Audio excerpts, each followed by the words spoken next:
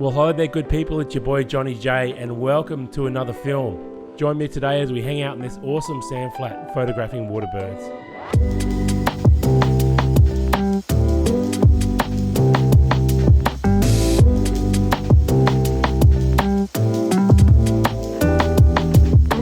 The plan is I'm just going to walk along this little bit of a beach here, and it's got sort of divides the wetland over this side and the ocean over this side, and these mangrove trees are acting like a bit of a barrier, because one thing I'm noticing is as soon as I get out in that flat anywhere, the birds just scatter. They don't want anything to do with me. So I'm going to make my way along the beach here, and I think that's going to be the best bet. And when I see a bird, I just pop out between the mangroves and find a spot on a bit of a high and dry sand, and hopefully I can set up and get a few shots there.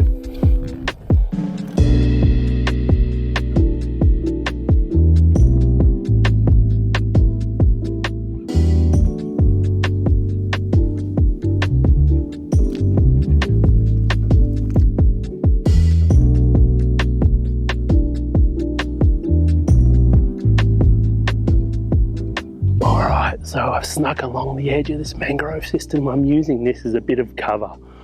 One thing I'm noticing out here on the sand flat is if you get too far out in the sand flat, the birds get really scared and start moving off. So I think this is about as close as I can get to them. The other thing that's a bit distracting now, you can see that's just the sun is just beaming in at me right now.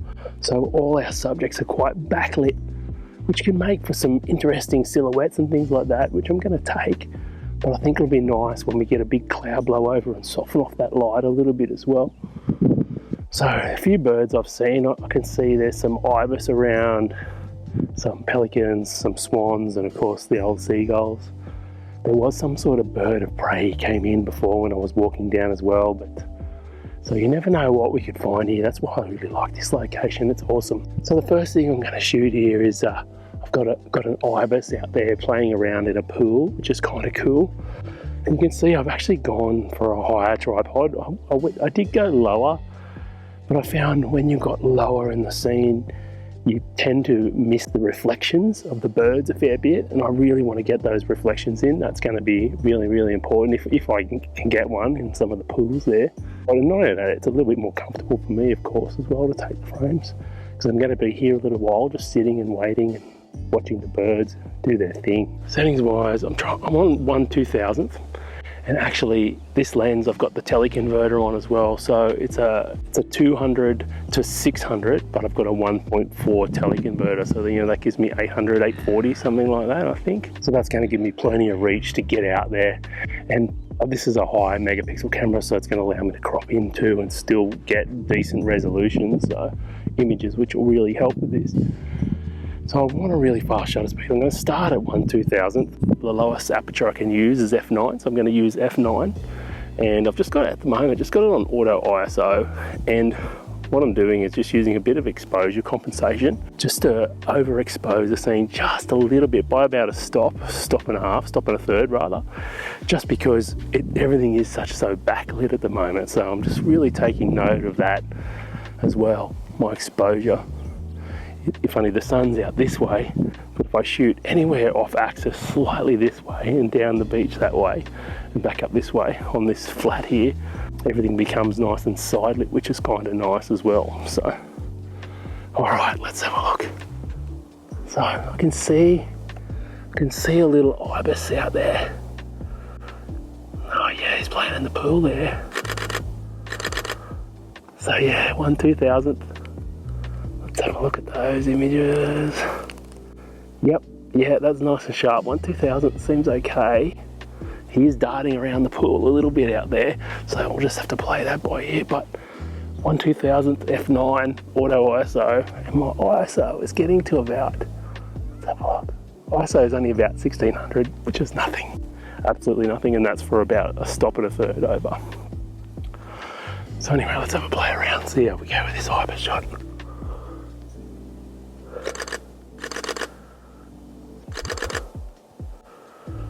Oh, nice. Yeah, nice. Epic, check this out.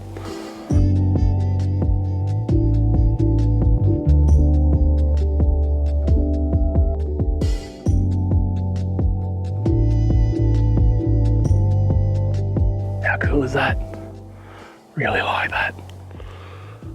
I'll tell you what, this is way different filming wildlife than what it is filming a landscape photography vlog, that's for sure. This takes a bit more effort, a bit more time. I should have mentioned also that we've still got about 2.5 hours to sunset. So we've got plenty of time out here for that light to soften off, plenty of time for the different birds to come. We're probably at the bottom of the tide now as well, which is really cool. So yeah, I think all in all, I'm in a pretty good location here. It's nice and high and dry. I'm out of the mud. As you saw earlier, the mud back there is just hectic. All right, there's a pelican about to go through the sun out there. That might make a cool silhouette. Shall we go to... Oh, that's cool. He even just dove down and got something to eat. I hope I got that. That looked really good. And he's just paddling out there, fishing and looking for food, so.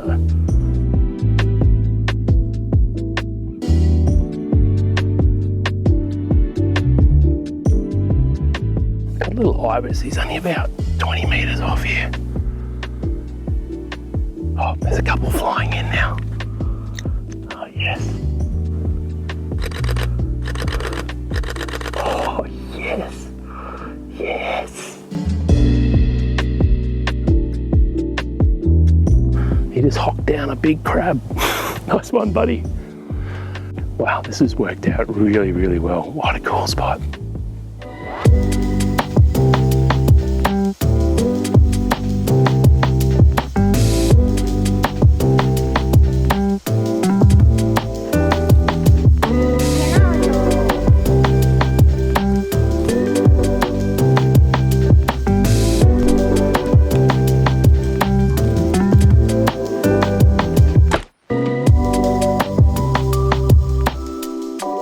So I've just ducked out between the mangroves along the beach a bit further, and there's a big group of swans here, which I'm super excited about. And look at this, a big cloud's come in and we've softened out the light here now. It's really, really pretty actually, really, really soft light. I am overexposing a little bit just still for the swans because they are black, you know, even at a normal exposure, they look a bit dark. So I think I'm about, let me have a look, I think I'm about to stop over. Yeah, actually. You know what? I'm about 2 stops over actually. I'm about 2 stops over. So yeah, just rapid firing at these guys. What I'm noticing with focus with wildlife as well, I've got a little tip, is try and use like a zone focus. So my ideal focus for wildlife, even though look, my camera has the eye autofocus even for birds, focusing it can be tricky, okay? So my rule of thumb when photographing wildlife is use the smallest focus area possible, but it's still going to allow you to get the shot, okay? So that may mean sometimes you're using the whole thing if you've got birds in flight and they're moving quickly and you're moving your camera around. Or what I find often is I just use the zone and move that zone around where I want it in my frame, and that seems to work pretty well. Unfortunately, I think I've scared them all back off again, so they've gone back into the water. But that's okay. That's okay. Let's have a look here.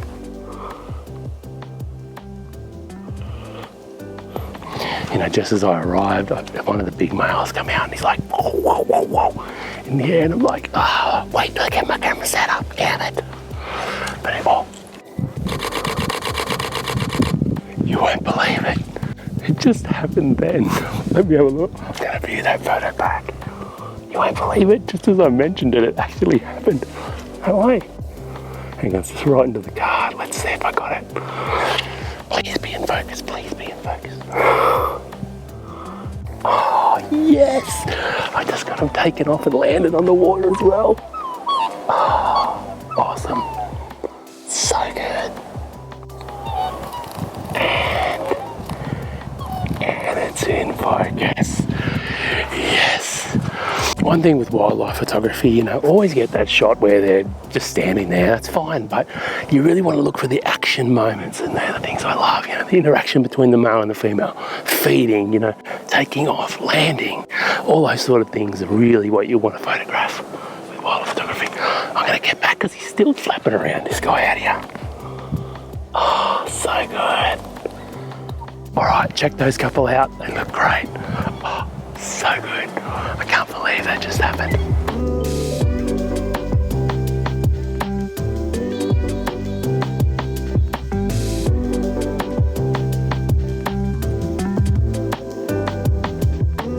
Only about half an hour till sunset now, and the light is getting, you know, I think it's going to come out the bottom of these clouds here in a minute. If you have a look out over here on this camera, you can see, I think it's going to come out of the bottom of the clouds there in a minute. We might get some golden light side washing the swans here, but look, I'm really happy with what I got. It was more than what I expected, to be honest. Honestly, you know, this is my first film shooting wildlife, and I wasn't sure how it would go, so I'm really, really happy. There's a couple of awesome shots there that I'm super, super happy. Even if I wasn't filming and I came out and got those shots, I'd be stoked, mate, stoked. Absolutely stoked, I tell you. How good is nature? How good is it? It's just amazing. If I get any more photos, I'll show them right at the end of this video, but I'll see you back on the computer to run through a full edit in Lightroom. All right, so here we are in Lightroom, and we've just got this picture of this lovely solo swan here. Solo swan. A single swan in the frame anyway. So let's edit this one. So this is just the raw file here. Often, you know, with Lightroom, what you can do, and if you're not sure where to start, just start with the auto button, okay? Sometimes it does a good job, sometimes it doesn't. You can see here, it's probably opened up the shadows too much, and you can see we've got a little bit of noise if we zoom in there. There's definitely a little bit of noise there. So it's something we can take care of very early in Lightroom. I often like to turn the vibrance and saturation back down if I ever use the auto button. I find it does it. It's a little bit too strong there. This is more of a high key image because I was overexposing a little bit, remember, by about 2 stops. So that's fine. I'm not worried about the histogram. All I'm worried about is detail in the bird at the moment. So just remember that sometimes, you know, you can pull a little bit of that back, those highlights there. But the main thing is, I think the shadows probably opened up a little bit too much for me, so I'll pull them back a little bit. I think that's looking really nice. So what we will do, but is Lightroom has got some really good denoise now. Usually I like to start, you know, just leave it on its default, which is about 50, and it'll give you this preview, and you see it's selected a preview right on the bird, so that's a good start, and we can have a look how, yeah, that's pretty good. It's not over enhanced, there's still texture there, so I like that. So I'm just going to hit enhance, and Lightroom's going to produce another raw DNG file, but with the noise reduction. All right, so here's the DNG it's created. You can see down here it says enhance and DNG. So it's still a raw file. If you look at the difference between that and that, night and day, like it's so much crisper and cleaner. So I really love that new Lightroom, well, it's newish, a couple of versions ago, new Lightroom noise reduction. All right, so just gonna crop it in a bit. And the reason why I wanna crop it and put him on the right a little bit is because he is looking left. I do love all that negative space. I think that's really, really nice.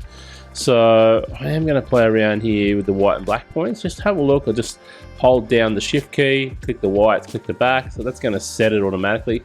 The blacks is probably a little bit too crushed for my liking. Also going to go in here and drop a little radial filter. Zoom right in here on his eye. Drop a little radial filter in there.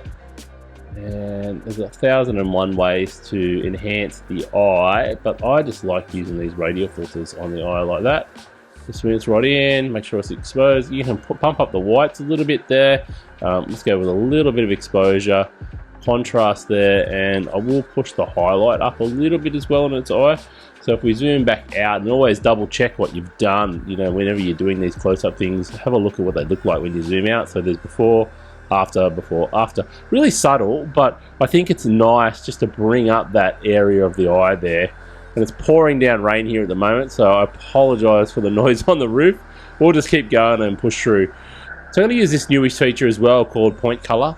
It's in the color mixer, and if I grab this and click these red tones, that's what I'm after. That's pretty nice there. And we can visualize the range on, you can see everything that's turning gray now isn't being affected. Everything that's still colorized, which is the red is what we're after, is being affected. So that's perfect. And then what we want to do with that is I just want to bump up the saturation a little bit. Okay, so let's have a look. Saturate that just a little bit because the red is such a dominant color, and I might just bump up the luminancy of it a little bit as well. And because it's such a dominant color, I just want that red really to pop. So if you have a look at that, that's before, after. So really, really subtle. But when you start to zoom, and also, you know, with those close-up things like that, zoom out and have a bit of a look and just make sure you haven't pushed it too far. And honestly, I probably just a little bit too far there.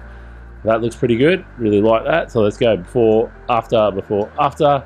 That's looking really, really good. And the beautiful thing about wildlife photos, when you nail it in camera, there's often not too much to do in the edit. All right, so just a couple of final things around color.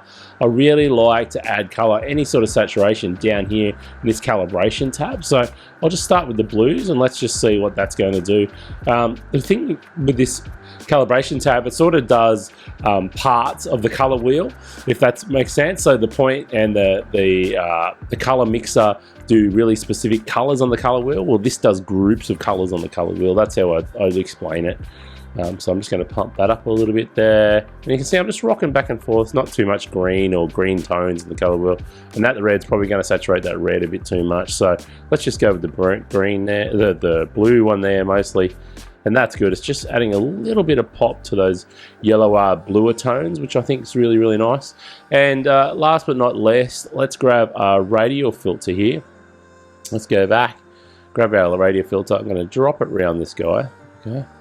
And what I want to do is I want to make sure it's inverted and feathered all the way out. Just make sure my sliders are reset. And I'm just going to bring down the exposure a little bit on the outside. I just want to have a look. I do want to have a look and see what that radial filter is affecting. And you can see the feathering is covering my subject as well. So I'm just going to pull that feathering back slightly and then adjust the radial filter just so it isn't really affecting my subject directly there. Let's have a look at that. Bring that feathering down a little bit more. Okay, so let's turn that overlay off now. And let's have a look at our exposure here and just see. So what I'm doing is just creating a bit of a custom vignette for our bird there. All right, so I'm just going to hit the plus button now, grab another radial filter, drop it around our subject here, and I want to do the inverse. I'm just going to bring up the tones around the bird a little bit. So it is going to brighten everything up, okay? But then I'm going to add a bit of contrast back. So I don't really want to brighten the bird up too much. I just want to make it a bit more, just spotlight it a little bit. So we're darkening the edges down, brightening up the center there. So you can see it's probably just a little bit too much there. So it'll be somewhere there. That looks pretty good. So if I turn that masking on and off, you can see that's before, after, before, after. I've just relit the scene, and once you let your eyes settle on that, it won't look so dramatic. You can see I'll make it full screen now, or just like that, and there's before, after, and that's really, really nice. Relit the scene, still lovely detail on the bird, fix up the noise there, adjusted the colors, and we've darkened down the edges, and we've got this beautiful negative space swan, I think, which has turned out really, really nicely there.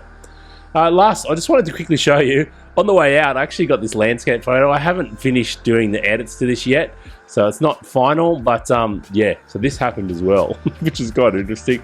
I ended up, I think it was knee deep in the water getting this shot, so but yeah, that's kind of nice as well. It was nice to pick up that extra little bit of a landscape shot.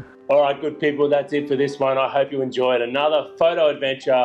Man, that was fun, out shooting wildlife for the first time in a video. I enjoyed it. We'll do it again. If you're loving these videos, give me a thumbs up, chuck me a comment below, and if you want to see more, subscribe and hit the bell, and you'll be notified when the next one lands. All right, I'll see you in the next one. Peace.